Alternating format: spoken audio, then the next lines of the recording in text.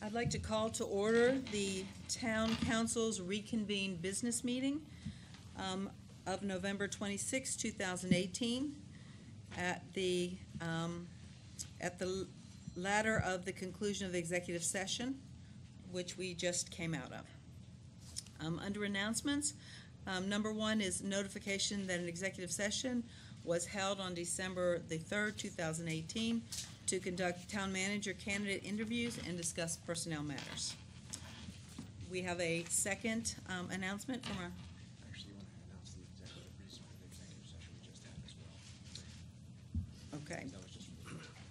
All right, so that was the reason for the executive session on the 3rd. We've just been in executive session for an hour and a half, 2 hours, and since 6 o'clock. And that was also to discuss personnel matters and quasi-judicial matters also, as well as town manager. Okay. I've been asked to read a brief statement from town council regarding the police personnel investigation. Based on the results of the investigation and allegations of misconduct in the police department, town council intends to issue a statement of charges to Chief David DeSanti and Lieutenant Jeffrey Basil. The town will provide these officers with an opportunity to respond to the charges prior to taking any disciplinary action. Having heard that statement, even though it is not part of how we normal agenda, we are going to take public comment at this time. Now that's public comment, not questions. So if there is any member of the public who is interested in coming up and making a comment, this is on the personnel, on the police department matter. This is the time for you to do that. When you come up, say your name and where you live.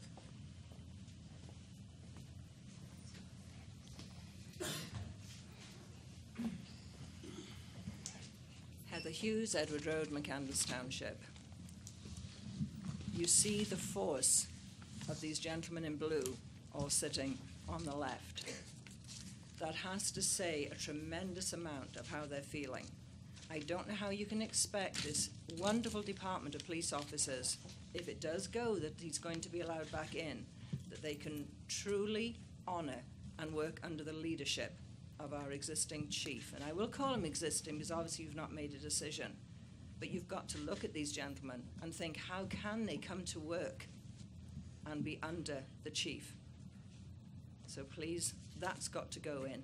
I would also like to thank you, Ms. Zachary, for putting out a statement after I came to the podium last time. I did appreciate that. And I do wish that the council would always get it out to us first before different sites and news media tell us, because we really don't know always what's going on, and we hear a bit of this and a bit of that. So thank you for that. And I wish you all a very Merry Christmas and a Happy New Year. I think this has been a really, really tough time, not only for all you people, but for the police department, for the sheets that is now going to come into the, obviously we're going to discuss the sheets after this too. And we hope that we'll all join together in 2019 and we will not have to go through this again. This has been very, very hard on us all. Thank you. Thank you. Anyone else? Please come up.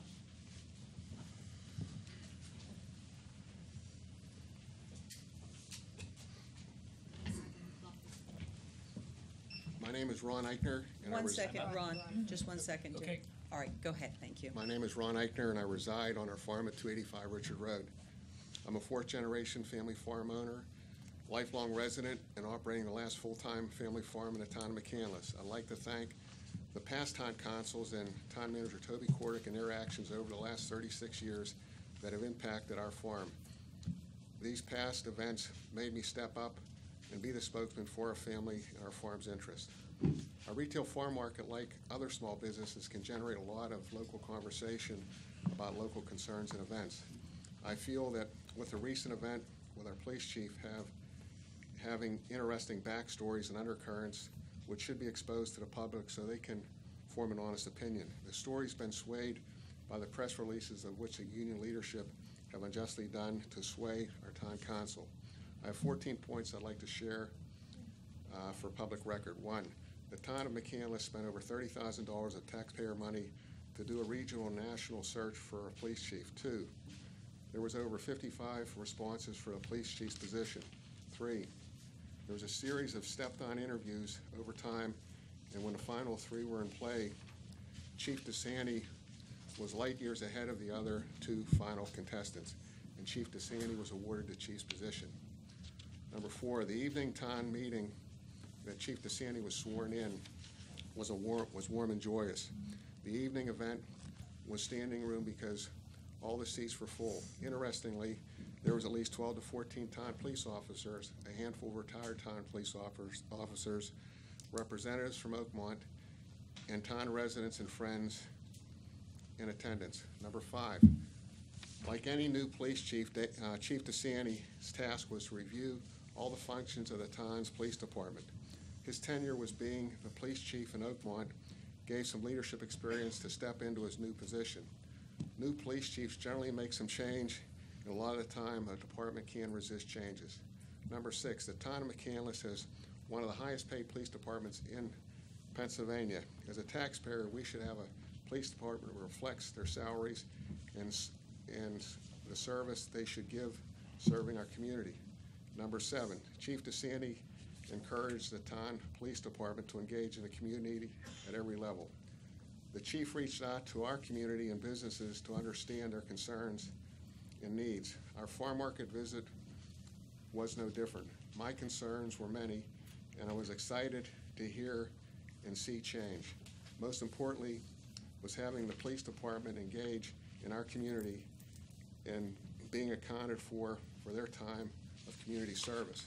8, I didn't realize how the police leadership was resisting change and the lack of respect the union leadership showed towards Chief DeSanti. Number 9, with a lack of structured respect for Chief DeSanti reflects again the union leadership lack of respect for the town of McCandless residents who they serve. Number 10, the final straw for me was a press release of the union leadership and how they can influence 24 officers to have no confidence in Chief DeSanti.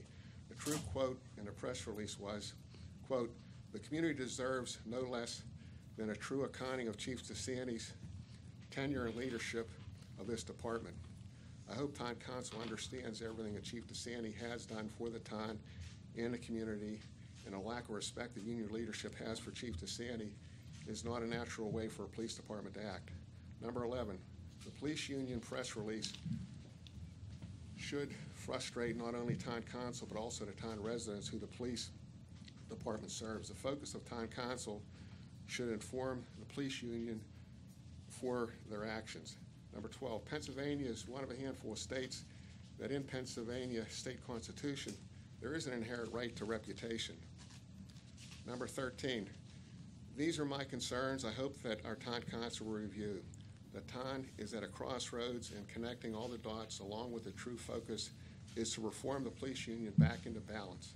The department is there to serve and protect the community they serve and not control our police chief and town council. The solution is not a change in police chief, but to support Chief DeSanti to continue to shape our police department and being one of the best the Commonwealth of Pennsylvania has. 14, lastly, like how the police department duty is to serve our community, it has been our family's focus for generations to never lose the thought we also are here to support our community, hoping community will support our diversified family farm. And you all are welcome. God bless. Thank you. Anyone else like to make a comment? Please come up to the microphone. Go ahead, you can come next. You can step up here, and then when she's done. Name and address, and could we speak up a little bit more? My name's Diane Cebulski. I live at 990 Balmoral Drive. And I just have to say that, in my opinion, if all but 2 of the officers have said they have no confidence in their leader, something major had to have happened. I do not feel that everybody on the force but 2 people would just have something out for the chief. That just doesn't make any sense to me. Everybody has served on this force. They're proud of our township. They want to keep it that way. We obviously don't know what happened, the citizens, but the police officers do. That's all I have to say. Thank you.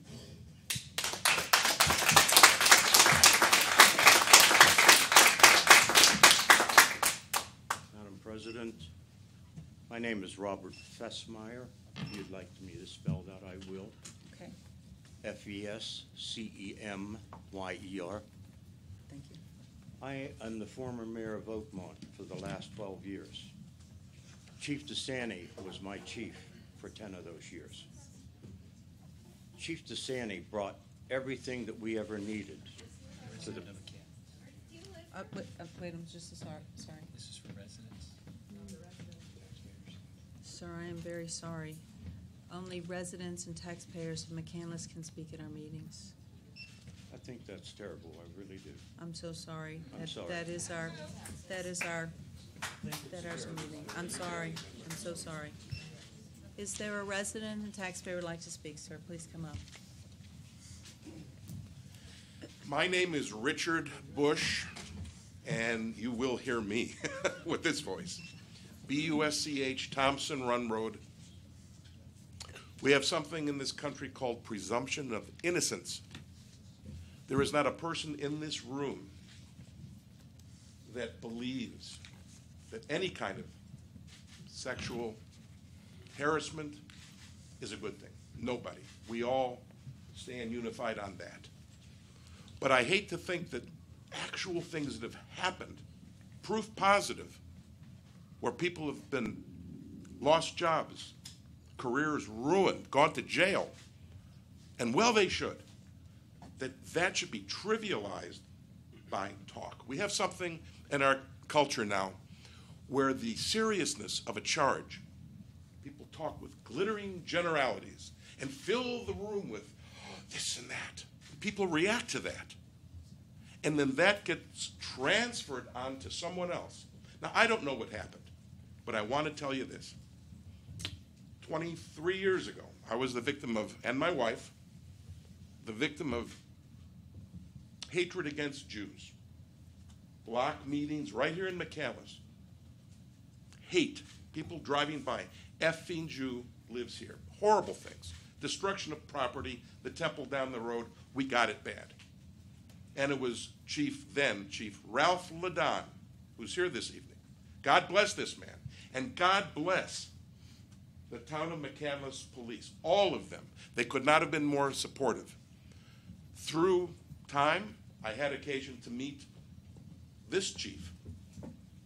He impressed me in every possible way, personally, professionally, with the same kind of care and genuine ex-FBI love of justice. Now, I don't know what happened, but I beg you, as we stand in front of the Declaration of Independence and the Constitution, be jolly well sure that before you flush someone down the porcelain convenience, as Johnny Carson used to say, be very, very sure.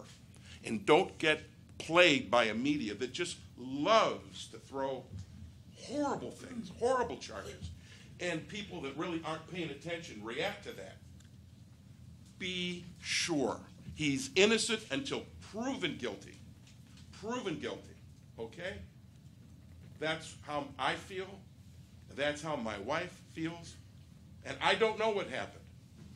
And you have the task of deciding. So be it. But be sure. If there's not a presumption of innocence before you really decide, then you trivialize the people that really do these things. For sure, we don't want that. Don't flush a good man away unless you're absolutely sure by a preponderance of evidence, not talk, not charges, not raw emotion transferred on to a gullible public that, of course, they hate these things. We see it now in Washington. But be sure. Thank you for listening. Thank you. Anyone else before we close the public comment section?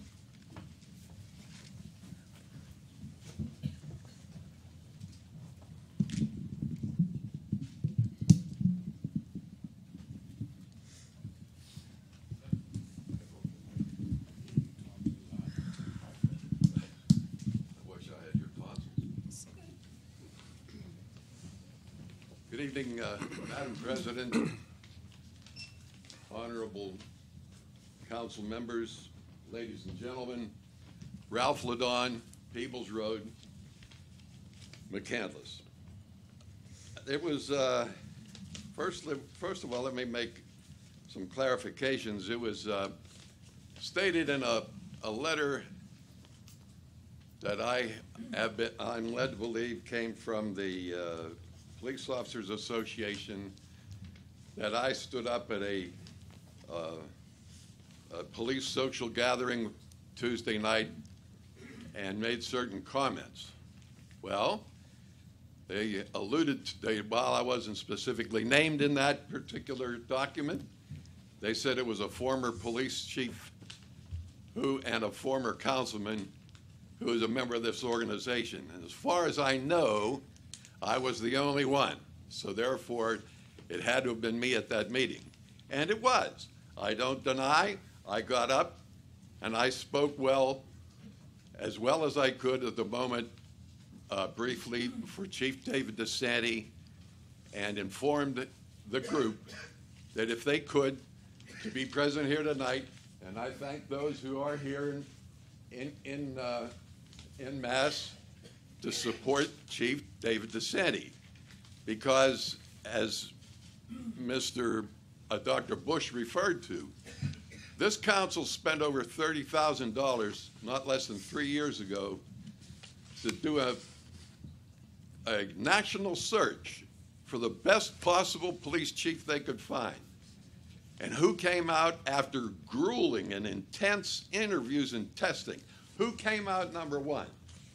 David DeSanti. And he was appointed by this council, and rightfully so. And what has David done ever since then? Nothing less than improve the training, the capabilities of our police officer, the expansion of the police department into our schools, into our commercial development. Chief DeSanti has made himself familiar with the educational institutions, with the religious facilities, and everyone else he comes in contact with, who all I know to the very last one speak very highly of him. For this board to do anything other than to maintain Chief DeSanti as your police chief, I'm sorry, but that kind of a motion or that kind of an action, if it were taken, has long-reaching effects. Don't forget, David and his wife are both primary caregivers to their elderly mothers, both of whom are in their 90s and in ill health. I would hate to think if the action that you take would be something that would create blood on your hands, if the actual moment would come that they would perish over the head of this incident. That would be terrible, at least. Secondly, I was also misquoted in the letter and in the subsequent publication the following day, as stating that I was making some attempt to intervene or interfere with the investigation into this incident, issue, whatever you want to call it. Fact of the matter is, I don't even know to this very moment who conducted the interview. I don't know whether it was an individual. I don't know whether it was an agency. I don't even know who conducted it. So how, in God's name, I used the word God in this context, but how in the world could I intervene or interview with an investigation when I didn't even know, and I still don't know, who conducted it? All I know is I heard that it was terminated and the report was given to council a few days ago. Not even sure of that. But the fact remains is I had absolutely nothing to do with that investigation, nor any intervention or interference with same. I just wanted to make that clarification. And the other one, minuscule as it may be, Sir, I'm sorry. I'm sorry, your time is up. I thank you very much for Thank you listening. for your comment. Happy holidays to the council. Thank you. Anyone else before we close comment? If there's no further comment, we'll close public comment and go. Oh, I'm sorry. Hi, Cindy Welterman, I live on Wagon Wheel Trail. I just want to say that I'm really torn here because I just feel like we do not have the information as residents that we need to make a educated decision on who is telling the truth, who is not telling the truth, whether something happened, whether something didn't happen. But I find it a little hard to believe that 24 people would get together in an attempt to railroad someone. I mean, you can't get 24 people to agree on anything. These 24 officers agreed and voted no confidence in their chief. That, to me, I was actually behind the chief. I know the chief. I've always thought he's a nice man. However, a vote of no confidence really spoke volumes to me. If you don't have confidence in your leader, you cannot do your job. And these men and women who go out every day, put their lives on the line for us, they don't have confidence in their leader. We need to listen to them. We need to listen to what they're saying. 24 votes of no confidence is very significant. Also, to Mr. Lagaan's comments, I would like to say, you're no longer a councilman, you're no longer a police chief, and your efforts here to sway this council are revolting. Thank you. Thank you for your comment.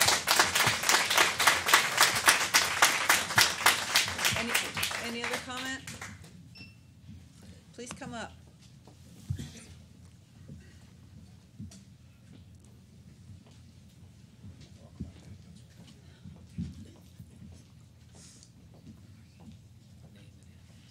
I find it very Can we troubling. have your name, please, Oh. ma'am? And address. Virginia Meltzer, And address. 9428 Almar Place.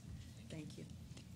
I find it very troubling that we have no information ourselves as townspeople to be able to make an intelligent, informed decision or even have an intelligent, informed opinion.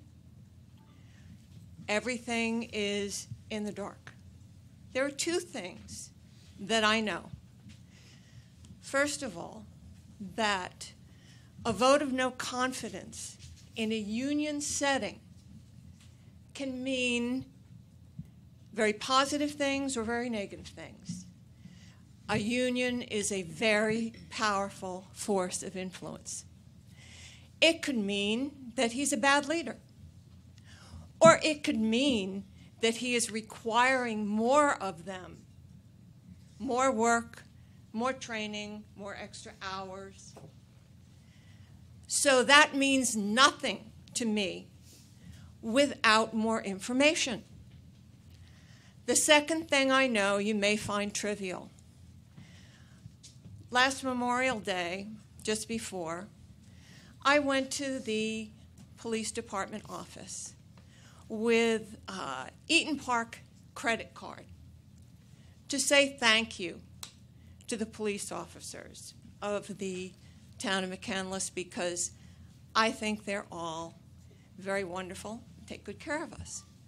So I went with the credit card for Eaton Park, and I was turned away because I was told that they were sorry, but they could not accept any gratuities or anything resembling a gratuity because they could not show any preference or be seen to appear to take any kind of bribe or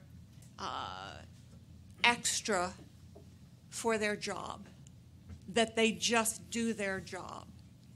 And that order came from Chief DeSanti. So I had to leave with my Eaton Park card and spend it on myself. That shows me one thing, that he's a scrupulous man. I know nothing else because we've been told nothing else.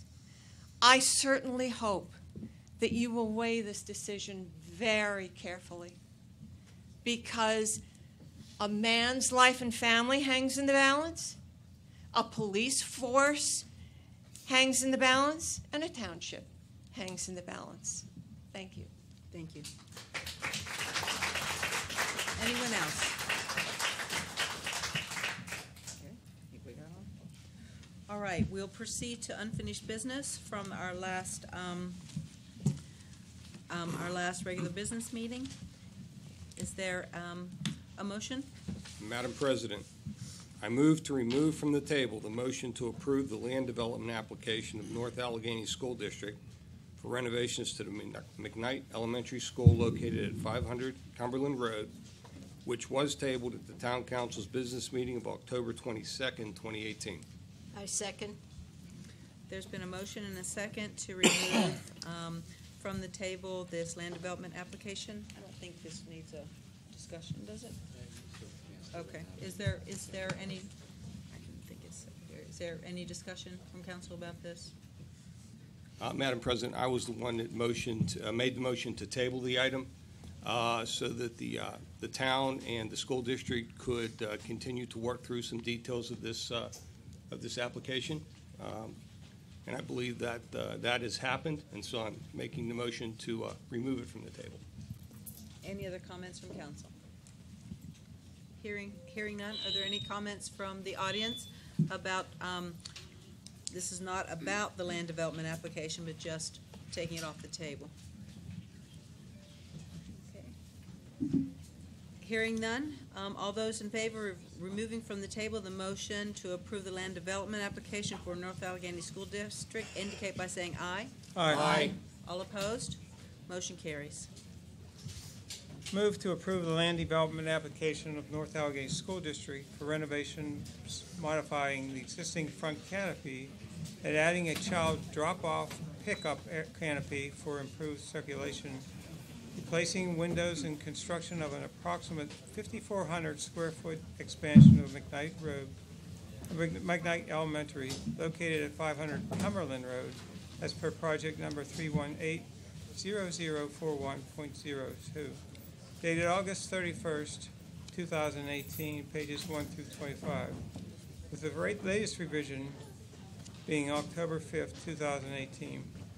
Applicant's request for a waiver/modification of the requirement to construct a sidewalk along the frontage of the property of Cumberland is hereby approved as follows. In lieu of the construction of the sidewalk, the school district shall contribute $21,937 towards the cost of up to 3 crosswalk upgrades at the intersection of Saginaw Drive and Pannier Road and/or Cromwell Drive to be constructed by the town, said amount to be paid to the town upon completion of the first upgraded crosswalk as reasonably determined by the town. The school district will cooperate with the town in seeking additional funding sources for the crosswalk upgrades. In addition, the school district agrees to participate in good faith discussions regarding the potential future construction of a sidewalk on the subject property parallel to Cumberland Road. I second the motion. There's been a motion and a second, a very long motion. Any comments from council? I think it's a good compromise that that was worked out because putting a sidewalk on that part of Cumberland would have been cost prohibitive. We looked at it, we tried to make it work, and this was a good compromise. Thank you, Bruce Betty. I think it was his idea to still get some improvements. Any comments from anyone in the audience? Hearing none, all those in favor of approving the land development application of NA School District and all of this indicate by saying aye. Aye. All opposed? Motion carries. Move to approve the conditional use application filed by Sheets to operate a service station located at 8500, 8510, 8518 Perry Highway, subject to the following conditions. Fueling canopy shall be opaque, and all exterior lighting shall be designed, constructed, and operated in a manner that will not cause glare or discoloration or illumination on neighboring properties. The applicant shall promptly address reasonable complaints from neighboring property owners to eliminate glare, discoloration, or illumination to the satisfaction of the town. B, in addition to the required buffer yard G, the applicant shall construct a 6-foot earthen mound at 3 to 1 slope with supporting wall with evergreens to be approved by the town for screening purposes on the Montclair side of the development site. The applicant shall include additional buffering and screening to minimize the impact on neighboring residents' properties as reasonably determined by the town. C, applicant shall replace any dead, dying trees planted as part of the buffer yard screening or otherwise planted on the subject property. D, light poles shall be constructed at a height to minimize glare on neighboring residential properties not to exceed 16 feet in height, subject to the approval of the town. E, garbage pickup shall be permitted between 8 a.m. and 8 p.m. daily. F, no tractor trailer deliveries including fuel shall be permitted between 10 p.m. and 6 a.m. G, Sheets shall not permit any exterior music amplified sound between 8 p.m. and 9 a.m. And H, applicant shall screen dumpsters with an 8-foot masonry wall. I second the motion. There has been a motion and a second to approve the conditional use application filed by Sheets. Are there any comments or questions by members of council? I have a few comments. I would like to say a few words before council votes to make its decision on whether to grant Sheets' conditional use application for a permit to build a service station on its 3 Perry Highway properties, or deny Sheets' conditional use application for a permit to build a service station on its 3 Perry Highway properties. I'm going to first give an outline of who the players are and their roles. There are 2 players. The first is the applicant, which is Sheets. The second is the protesters, which are some of the residents of Montclair Avenue and at least one resident of Casa Grande. Turning to the first player, Sheets, the applicant for a permit to build a service station, the pump island and canopy are to be built on 3 properties that front Perry Highway. The properties are located at 8500 Perry Highway, 8510, and 8518 Perry Highway. They are located on the east side of Perry Highway, starting at Montclair Avenue, and going north to a point across Perry Highway from approximately the old Sheets. These 3 Perry Highway properties are in the RC, Residential Commercial District, for zoning purposes. It is a district approximately 0.6 miles long, starting from the border of McCandless and Ross and going north. The properties must front Perry Highway in order to be in the RC district. A 4th property Sheets has an interest in is 131 Montclair Avenue. It was not supposed to be part of the conditional use hearing, and according to Sheets, was not even to be considered at the conditional use hearing. As Attorney Wotus, Sheets' attorney, said, we can establish we are entitled to this approval as a conditional use, relying solely on the 3 properties in the RC district, the 3 Perry Highway properties. 131 Montclair is a property on Montclair Avenue. Montclair Avenue has approximately 17 houses on it and ends at a dead end. 131 Montclair is the only property with a Montclair address on Montclair Avenue that is zoned commercial. The rest of the properties with a Montclair address are zoned residential. 131 Montclair is zoned C3 Highway Commercial. A requirement of a C3 is that the road, in this case Montclair, must be an arterial road. For example, Perry Highway is a arterial road, or McKnight Road, or a collector road such as Perrymont or Grubbs. 131 Montclair has a residential home built on it in 1910 and occupied as a home as late as 2017. for real estate tax purposes is listed as residential.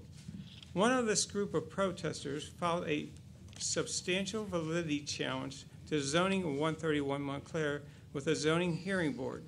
Such a filing causes a stay of proceedings, including a conditional use hearing, from being brought before council that involves the challenge ordinance. For example, the zoning of 131 Montclair Avenue being zoned commercial instead of residential. With this background, let's now take a look at what happened on October 22nd at the conditional use hearing. At the outset, I thought that because a substantive validity challenge was filed by the protester of Sheets' project with the zoning hearing board regarding the zoning classification of 131 Montclair, that the municipal planning code would automatically stay any proceedings that required Sheets to rely on 131 Montclair. I felt at the conditional use hearing on October 22nd that Sheets understood that it could not rely on 131 Montclair Avenue when Attorney Wotus said, "We can establish we are entitled to approval as a conditional use relying solely on the 3 properties in the RC district." This is page 25 and 26 of the transcript. Therefore, I felt that 131 Montclair was not being brought into play and that an automatic stay provisions of section 915.1 of the Municipal Planning Code were not applicable. Let's assume that Attorney Wotus really meant what he said on October 22nd, and that Sheets is relying solely on the 3 parcels in the RC district. That is 8500 Perry Highway, 8510, 8518, and not relying on 131 Montclair, which is currently zoned C3 Highway Commercial, but whose zoning is being challenged by a substantive validity challenge filed with the zoning hearing board. The question becomes, does Sheets meet the conditional use standards of section 1328.11 of the zoning code by relying solely on the 3 Perry Highway properties? According to Bray, that's B-R-A-Y, versus a zoning hearing board, a Commonwealth court case, the applicant must meet 3 categories of specific objective criteria in order to shift the burden of proof to the protesters to prove such matters as why the project is not in harmony with the neighborhood on the east side of Perry Highway. The first, they are first, the use. In this case, a service station must be a use permitted by the conditional use provisions. A service station is permitted use, so Sheets meets the first test.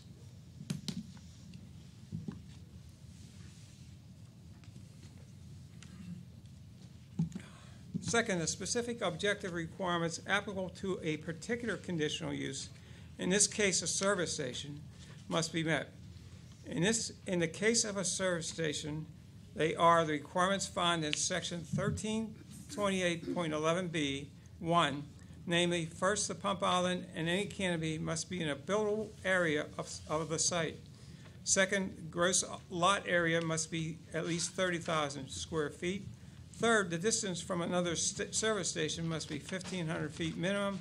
Fourth, there must be a required parking sufficient to accommodate the maximum number of employees. Fifth, the rear yard buffer. In this case, the east side of the lot shall be provided along residential, but a buffer is not necessary if it butts commercial property. Note that 131 Montclair is currently zoned commercial and not residential, and therefore a rear yard buffer is not required. But note that 131 Montclair east yard is alongside of a residential area. Side yard buffers are also required. Sixth requirement is a sign requirement must be met. Requirement number 2, dealing with the minimum gross lot area, it was met. Requirement number 3, dealing with 1,500 feet minimum distance from another station. Requirement number 4, required parking for employees. Requirement number 6, a sign requirement. All these requirements are arguably met, although the protesters may disagree, especially with number 3, the 1,500-foot minimum distance from another gas station. Let's now focus on requirement number 5, the buffer yard area, that is supposed to provide a buffer area between the properties. Mr. Fano, an in-house engineer permit manager with Sheets, testified in response to questions asked by Attorney Wotus as to the buffer yards, that there was a 10-foot buffer yard on the north side of the RC properties, the no buffer zone along Route 19, and the buffer yard C on the south side within the RC district. With respect to the rear yard buffer, where the 3 Perry Highway properties border 131 Montclair, which is Zone C3 Highway Commercial, Mr. Stefano correctly testified that there is no rear yard buffer when asked by Attorney Wotus that this site, meaning the RC site, does not abut any residential property. Mr. Stefano response was, that's correct, it all abuts commercial. That's at transcript page 44. However, 131 Montclair on the east side abuts residential. But being true to its goal of relying solely on the 3 Perry Highway properties, 131 was not brought into play. So I would conclude that the 5th requirement was satisfied, and so far Sheets is correct in saying that it is solely relying on the three properties on Perry Highway to meet the specific objective requirements of a conditional use dealing with service station of section 1328.11b1. Now let's take a look at the first specific requirement of a service station conditional use application. That is, the pump station and canopy must be in a buildable area. Let me explain what a buildable area is. That is a term of art which means a defined term in the zoning code. Section 1311.04820 defines buildable area to mean that part of the lot not in any required lot. A required lot would not include any part of the yard needed for setbacks. The relevancy of this requirement to the 3 properties in the RC district is that if you're going to rely solely on the 3 properties in the RC district, the rear yard depth from the location of the pump island and canopy must be 100 feet minimum from the boundary line between the 3 Perry Highway properties and 131 Montclair. The pump island and canopy are, however, within 100 feet of the property to the rear, that is 131 Montclair Avenue. Attorney Ferguson, the protester's attorney, brought this out on cross-examination of Mr. Stefano at transcript number 104 and 105, pages 104 and 105. So if you recall, Sheets relied solely on the 3 properties on Perry Highway in satisfying the previously mentioned buffer yard requirement. It cannot rely on the 3 properties on Perry Highway in satisfying the buildable area requirement. Remember, the buffer yard requirement and the buildable area requirement are 2 different requirements. Sheets must bring into play 131 Montclair Avenue to satisfy buildable area requirement. If it does, it should be subject to the automatic stay of section 915.1 of the Municipal Plan Code, or at least as contrary to Sheets' stated promise of relying solely on the Perry Highway properties and the RC district to meet the conditional use specific requirements. Therefore, it fails the first requirement of section 1328.11b1 in that the pump island and canopy must be in a buildable area of the yard. Note that Attorney Wotus questioned Mr. Stefano on buildable area of the site when he asked him if the pump island and fueling operations are located in the buildable area of the site. Rather than going into what was the buildable area of the RC district, namely by giving setback requirements, especially the rear yard setback requirement, minimum of 100 feet, and if they are met, Mr. Stefano merely said, yes, they are in the buildable area of the RC district site, centrally located. That's at transcript page 36. He then went on to say it's wholly within the RC district. It's also at page 36. He then goes on to mention every setback except the 100-foot rear setback required. It's obvious that the 100-foot minimum setback for the rear is not met by relying solely on the RC properties. Therefore, Sheets cannot even meet the specific objective requirements or standards applicable to the conditional use of a service station set forth in section 1328.11b1 by relying solely on its RC properties. But not only is the rear yard setback important in meeting whether or not the pump island and canopy are in a buildable area, as required by the specific requirements applicable to a conditional use application for a service station, the Brake case states at page 911 that specific requirements applicable to such kind of use, even when not a conditional use, for example, setback limits, must be met. Let me say it another way. A well-respected treatise Pennsylvania zoning laws titled Ryan, Pennsylvania Zoning Law and Practice, states at section 5.2.5 as follows. One final and fairly obvious point should be mentioned. An applicant for a conditional use must establish that its proposal complies with all the specific requirements of the ordinance, including all requirements applicable to the project, whether or not a conditional use approval is required. In other words, Sheets must meet the rear yard setback requirement, even though it's not required by section 1328.11b1, but by section 1328.02d. And contrary to Sheets' contention that they will be met later in the context of a land development plan application, case law provides otherwise. In Sheets, Inc. versus Phoenixville Borough Council, 804 Atlantic 2nd, 113, that's 804 Atlantic 2nd, 113, a 2002 Commonwealth Court case.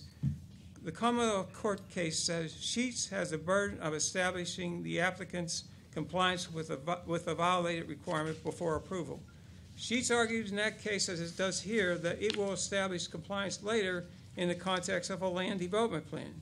That clearly is not what the law allows.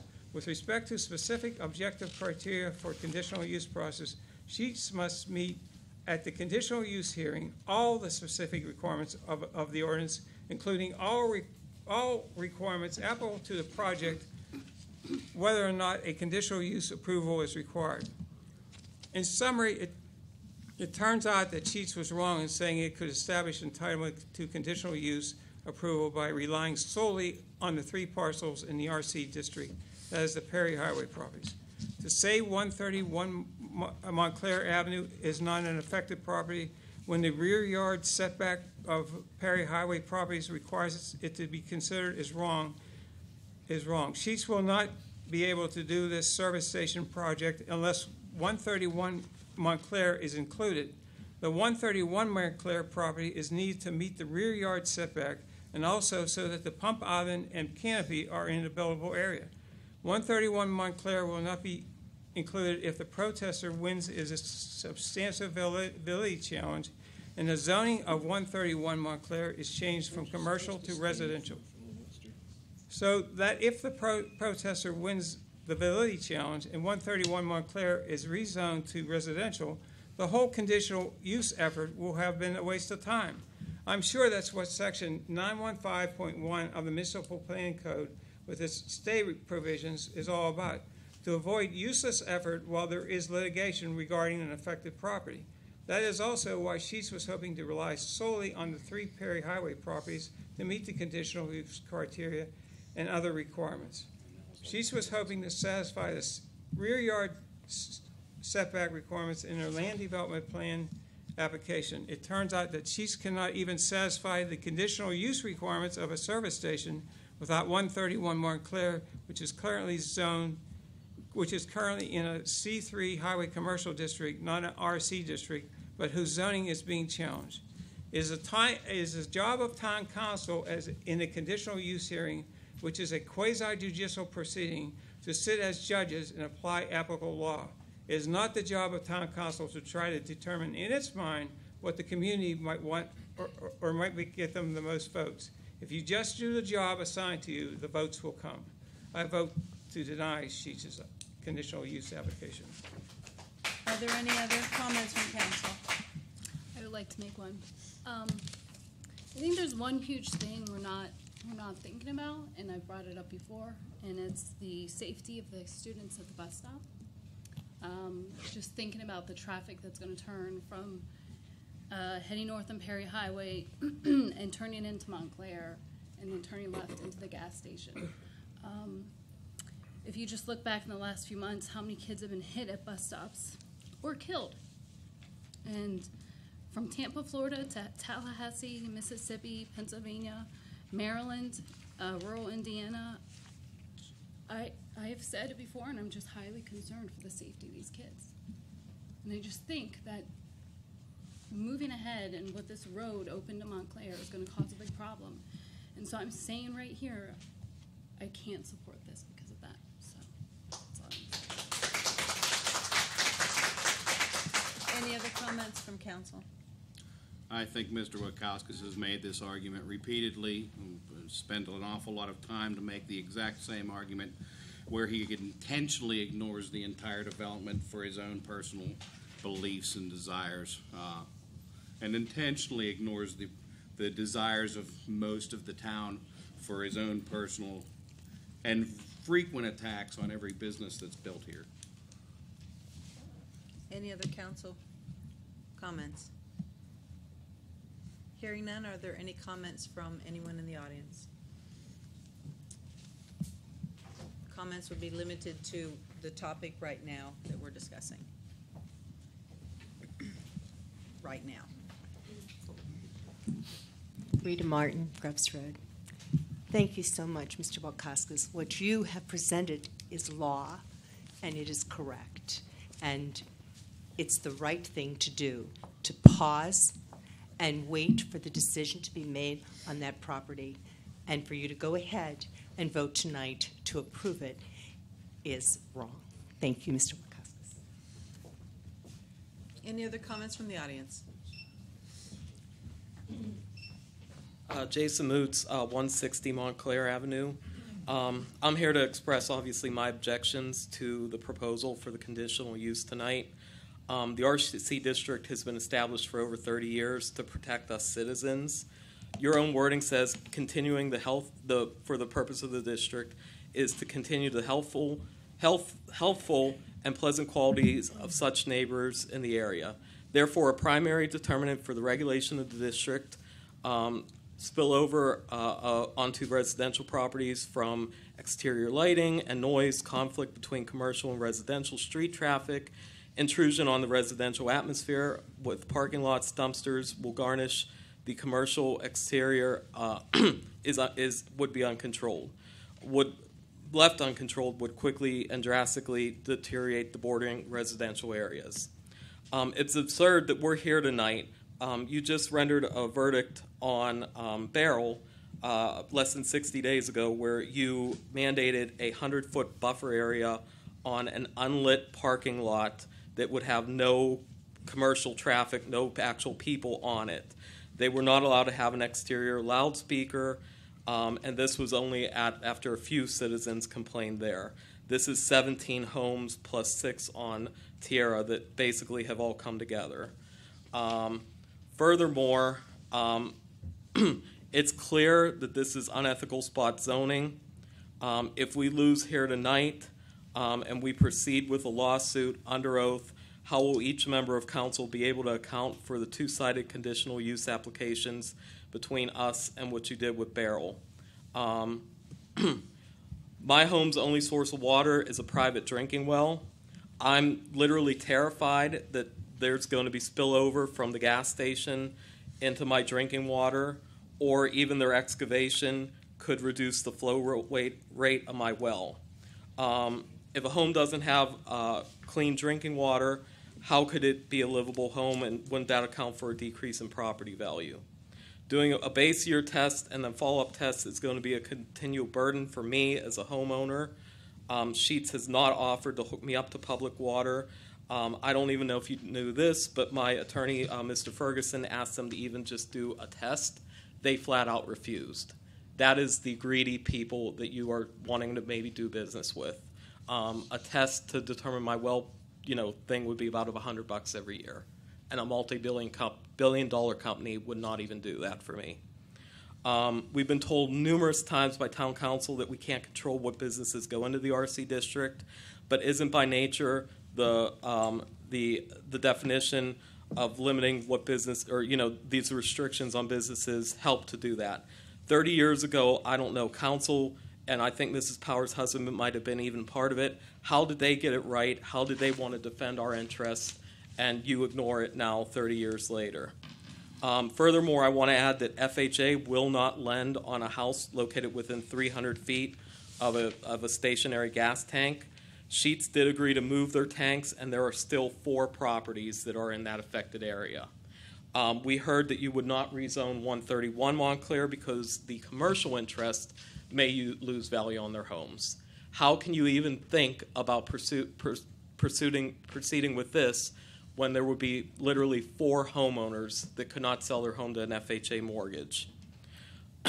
You have to acknowledge, after our steady, constant replies, constant meeting, attending, that we're not just, this is a major issue to us that we want fixed. We're tired of the integrity of this town council being put on public display with the media. However, if you allow this to go through, I guarantee you we will be contacting the media outlets. We will be at the polling places in May, letting our neighbors know what town council thinks of the individual citizens. All we ask is that before you vote tonight, you ask yourself, would you let this go through if a friend, a close family member, or a son or daughter lived on this street? As a reminder, everybody that has spoken for this project has literally said on record they would feel different if they lived here. I've also been told multiple times that Mr. Mertz says he represents all of McCandless. Are these 17 homes not a part of McCandless? And do we not matter? Isn't it how every injustice starts when one small minority group is ignored because you think it's the best thing for the large majority? Thank you.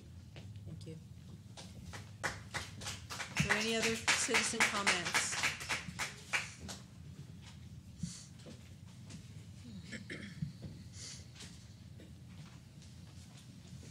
Hi. Michael Gronsky, 136 Montclair Avenue. I had a whole lot of prepared stuff to say here, but Mr. Walkoskis did very well. The only thing I want to do right now is challenge what Mr. Mertz said. Okay? We have a Bill of Rights in this country.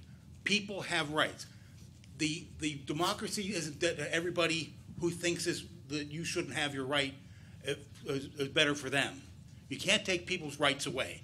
The RC zoning district gives us the right to not have a gas station there if it affects the value of our houses or if it causes harm.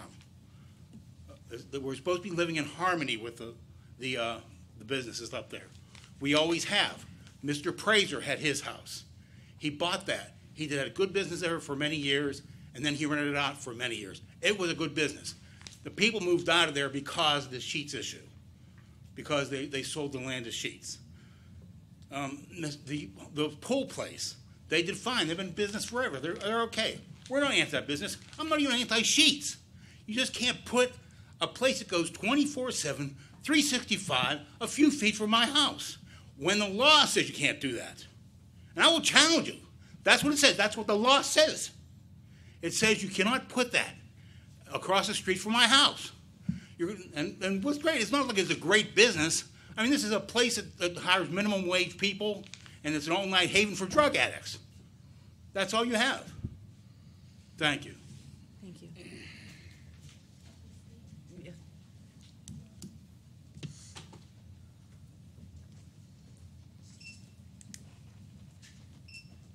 My name is Erin Germany. I live on 9248 Cromwell Drive. I'm going to speak on behalf of that last comment. I work for Sheets. They do not pay minimum wage. They actually pay one of the highest wages for that type of work. And I would also say that they do not have people on drugs hanging out. Sheets, just the other day, employees partaked on shopping for children in need in our area. They spend thousands of dollars on things for children in our area. They give me tuition reimbursement for my college. Anyone can do that if you're 18 hours a week or more. They have wonderful benefits. And I'm not against how you feel about these things being close to your home. But I think that, in general, Sheets is a great business to work for. I don't work at the one in McCandless. I work at the one in Wexford, but I'm a resident. And I just think it would be tough to see people who are working there now which already have their jobs compromised, and it might be compromised more due to something like this. Thank you. Thank you. Any other comments?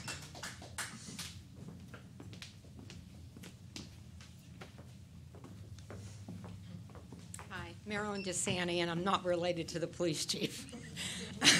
My name ends with an E. I'm just... Where do you live?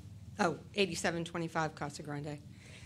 I'm just really upset that we've come to this point. We, obviously thought that we had conquered this hurdle way back when.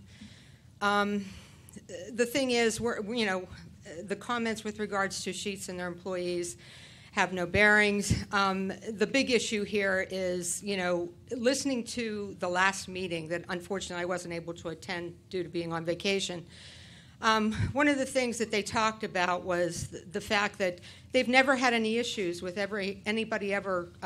We look like the bad guys here because we're opposing this thing, and they've never had to deal with that from anybody else. And why was that? Because they haven't had a Sheetz in a residential area. There has never been a residential Sheetz in the North Hills.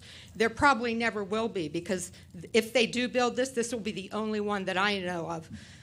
Again, 30 Sheetz, I could count 2. And believe me, you wouldn't want to live where those 2 Sheetz were built. Thank you. Thank you. Any other comments?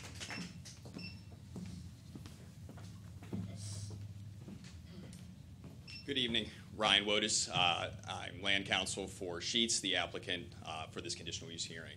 Just to address a couple of the items very briefly, I know that findings of fact were submitted in this matter that addressed all the testimony that was submitted and the legal precedent and the manner in which the courts have determined compliance or non-compliance. The applicant's counsel is permitted to speak.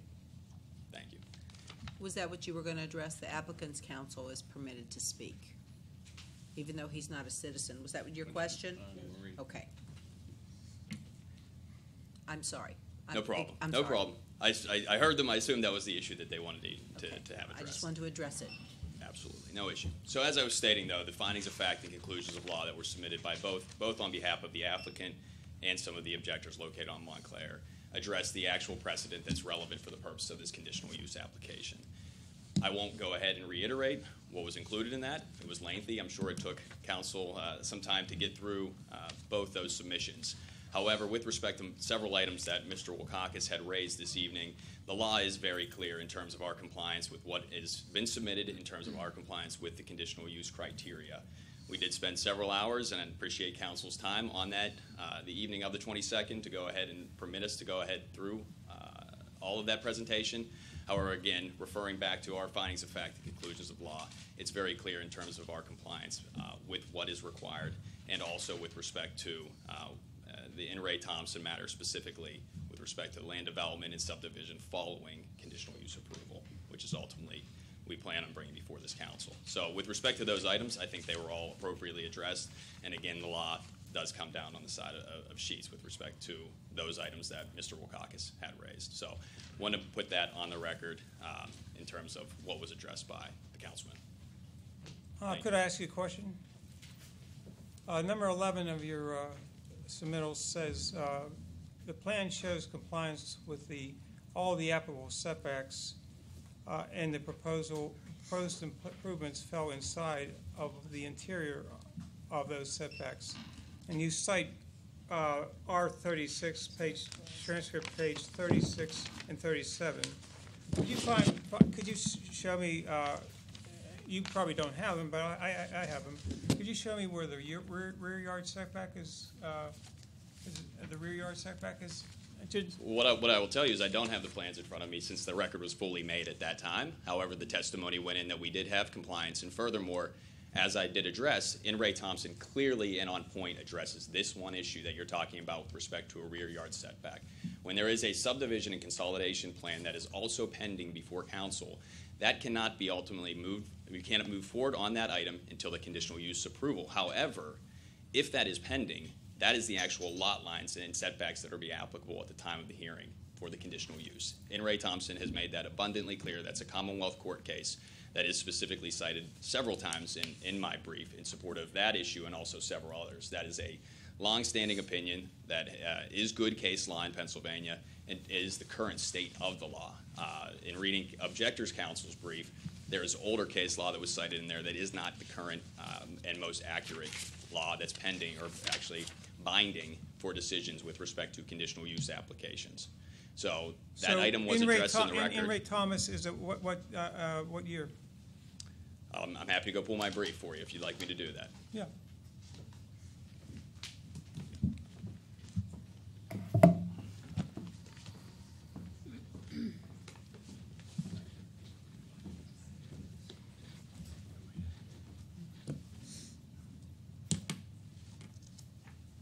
Never mind. I have it. It's a 2005. Very recent, yes. And that also, as I stated, I'm sure you had noticed that several times. It was cited in our findings of fact. So without any other questions, the only other item I'd like to preserve on the record, I think that there are several statements that have been made by Mr. Wilcox throughout this entire process, and I believe there is a question as to whether or not he needs to go ahead and recuse himself with respect to this vote. Thank you.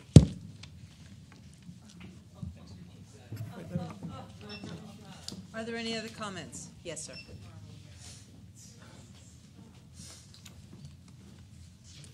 Vincent Amatangelo, Post Road. Part of what was discussed is a promise that Sheetz will fully comply with the regulations afterwards. And I think we have enough examples of that not happening. So I would urge the council not to rely on that aspect.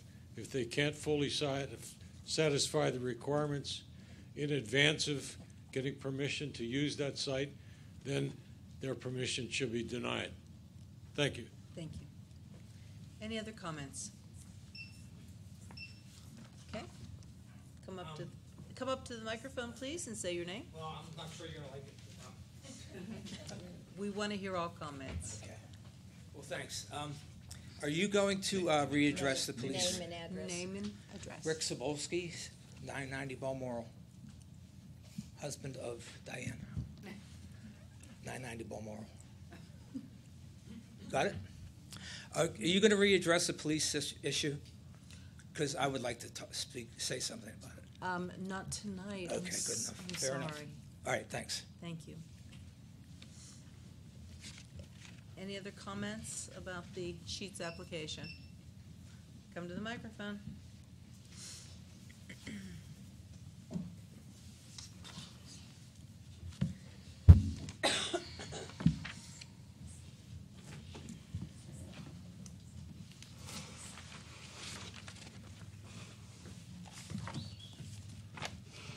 John Harrison, 1473 Hedwig. If you do go forward with the vote tonight to let Sheetz move forward, what do we have in your bag of your arsenal of rules and regulations to hold Sheetz accountable for anything that they do wrong? Hopefully, it does not go through, but if it does, we have another situation like we did with the movie theater for all the people who lived across the street from the movie theater, who had the bright lights shining in their houses all the time. If you lived on that street and there's people coming and going, because it is a 24/7 institution, there are headlights on everybody's cars. Will they be shining in people's houses because of the way that property is situated and when they're coming and going? Are we taking that into consideration? Can we change the way the pattern is of traffic so that they can't do that? Are you going to limit the way that traffic pattern flows into that piece of property? Meaning if you're going southbound, can you make a left-hand turn? Is there going to be a red light there? If you're coming out of there, are you going to be able to make a left turn out to basically cross the oncoming northbound traffic to go southbound? Has that been taken into consideration as far as that intersection? The intersection where Sheetz is at right now I will agree, is absolutely horrible to try and get in and out of. The fact that there was a service, that was there ever is amazing. The question is, has Sheetz dug up the tanks on that property? If they have not, that is still a service station. Take that into account. Have they cleaned up that property, that property is actually clean, before we go and put another property in with more tanks that can now leak? Or if that place has does it have wells on it that can be monitored all the time? Has that been checked? I don't know if anybody's asked any of those questions, but do they have a problem across the street that they're going to basically abandon, wipe their hands, walk away from it, and it now becomes the landlord's problem? There's a piece of property that's right over the hill. You look out that window, you can see it. We know why that property has been controversial, because it's contaminated. What does that do for the properties that are in that area? Gas stations do leak gas. Anybody that tells you they don't, they're lying to you. I've been at the Sheetz across the street, and I've seen the spills that have happened at that place because somebody forgets to leave the nozzle in their tank, and they drive away. There is now gas all over the road. What do we do about that? Has that gotten into the groundwater? Has any of those things been thought about? Now you're going to move it across the street next to a neighborhood with people that have wells, that they rely on that water for drinking. Would you want that dumped in your neighborhood? Would you want those tanks that they're going to put in the ground that are somewhere in the range of probably 30 to 40,000 gallon tanks? You're also going to be having trucks coming and going. Has anybody asked what the Sheetz, when their truck comes at night right now for their station that's there across the street? You're putting limitations on it. The limitations you're putting on it makes it very difficult to conduct business. Gas is usually delivered in the evenings or late night so that there's low traffic. They're not having to block traffic coming in, going to those sites. What is that? How is that going to be? How can you hold them to that if they're only allowed to deliver gas between those hours you've said? The first tanker that comes in and that's that way, what are you going to do? What is the fine? Is there a place you can give them a fine for doing that? Probably not. Again, think about having the backup beepers sitting there backing up when they're doing that, and they're also blocking and altering traffic coming and going from that facility. Think about it if it was in your backyard. Vote no. Thank you. Any other comments? Okay, hearing none, there has been a motion and a second and time for comment. So we can vote now. All those in favor to approve the conditional use application filed by Sheetz, please indicate by saying aye. Aye. All opposed? Nay. Roll call vote. Ward 2? Aye. Ward 3? Aye. Ward 4? Aye. Ward 5? Nay. Ward 6? Nay. Ward 7? Aye. Ward 1? Aye. Madam Chairman, the vote was 5 in favor, 2 against. Motion passes. Under new business, is there any new business? I'd like to change the format and add here, it's not where it goes, but I was going to ask, because of the lateness of the meeting, is for our junior council member, hello, Mr. Taft. Do you have a report for us this evening?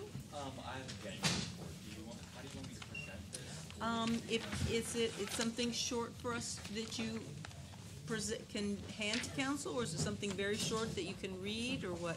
What is it? I mean, I can probably read the beginnings of what I was talking about. You guys kind of talked about it tonight, though. Okay. It was about the sidewalk between Cumberland and. Okay. All right. Do you want to just submit that to council this time in writing, and the next time maybe do a mini oral report? Yeah. Would that be okay? Yes. All right. Perfect. All right. Thank you. I just didn't want you to have to stay to say that 2 hours from now. Okay, all right, thank you. All right, so now what we have to do is I have to adjourn. Do I have to have a motion for this, to adjourn this? Okay, so I'll need, this is a little complicated. What we do is we have to end the business meeting that we reconvened, parliamentary procedure, and then open up our committee meeting. Okay, so I need a motion, please, to adjourn the business meeting that's been going on since November 26th. Okay, there's a motion, a second. Any comments about that? All those in favor indicate by saying aye. Aye. All opposed? That is adjourned. And now, this is the committee meeting. Would council like to take 5 minutes to get a drink of water and hit the? Yes, all right. 5 minute recess, thank you.